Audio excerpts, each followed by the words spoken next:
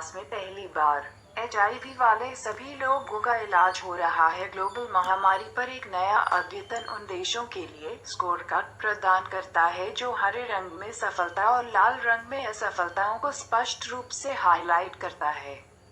सामूहिक रूप से स्विट्जरलैंड जिनेवा में यूएनएड्स पर संयुक्त राष्ट्र कार्यक्रम से अपने प्रयासों के लिए दुनिया को उच्च अंक प्राप्त होता है। यह एड्स को समाप्त करने में नोट करता है कि विषाणु के साथ रहने वाले अनुमानित 36.7 मिलियन लोगों का एक 9.5 मिलियन अब जीवनदायी एंटीरेट्रोवायरल ARV दवाओं प्राप्त करता है। इतिहास में यह पहली बार है कि आधे से ज्यादा संक्रमित लोगों का इलाज हो रहा है, लेकिन कई देशों UNIDS की नुस्खे से बहुत कम हैं जो एक महामारी को समाप्त करने के लिए लेते हैं, जो अनिवार्य रूप से वायरस संचरण की दर को धीमा करने की आवश्यकता होती है, जो कि नए संक्रमणों को बाहर निकलता है। 2005 के बाद से HIV संक्रमित लोगों को ARV प्राप्त होने के बाद ही 2005 में एड्स की मौतें आधा हो गई हैं। पिछले 6 वर्षों में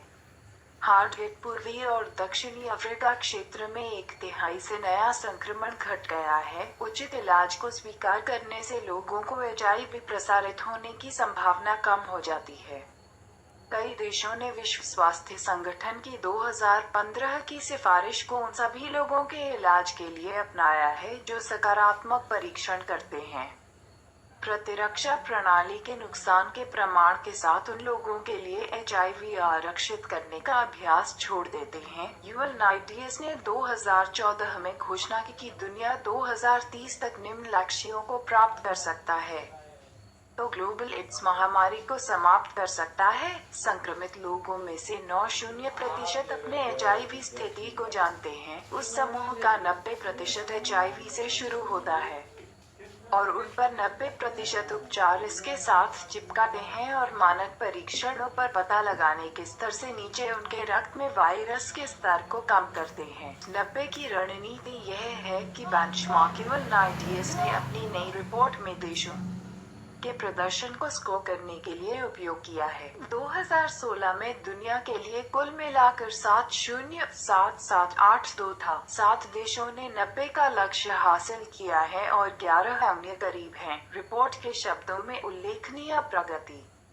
लेकिन यह स्थिति गंधक नहीं करता है। प्रगति की स्पष्ट तस्वीर में सफलता के लिए बाधाओं को परेशान करने के लिए संघर्ष करना। 2010 और 2016 के बीच उन क्षेत्रों में 60% तक खतरनाक क्यों संक्रमित हो गए थे। यह बताता है कि पिछले दशक में एड्स की मौत हुई थी 38%। 2015 में अनुमानित 42% नए संक्रमण ऐसे लोग थे जो दवाओं को इंजेक्ट करते थे और नुकसान में कमी ने अधिकांश देशों में बहुत कम प्रगति की है। रूस में क्षेत्र का सबसे खराब रिपोर्ट कार्ड है, जो नए संक्रमणों में से 81% के लिए जिम्मेदार है। हाल के एक सर्वेक्षण में रूस में पुरुषों के साथ यौन संबंध रखने वाले रूस में केवल 13% HIV संक्रमित पुरुषों का पता था कि उनकी स्थिति है। रूस ने अपने स्कोर कार्ड में भरने के लिए रिपोर्ट के लिए पर्याप्त डेटा के साथ UNIDS को